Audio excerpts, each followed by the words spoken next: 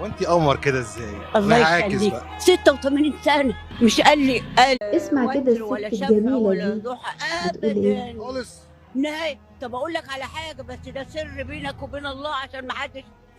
ربنا عز وجل لما فرض علينا فروض الصلاة كم ركعة؟ 50. سي. فسيدنا ده قال وسيدنا ده قال وسيدنا ده قال تنازل خلى لنا احنا 5 فروض وهو خد ال5 فروض له. الله عليك. انا بصليهم له. اقول لك ازاي بقى بصليهم بقى؟ 4. الناس اللي الله بتكسل تقوم تقبل صلاتي يا تصلي، رب.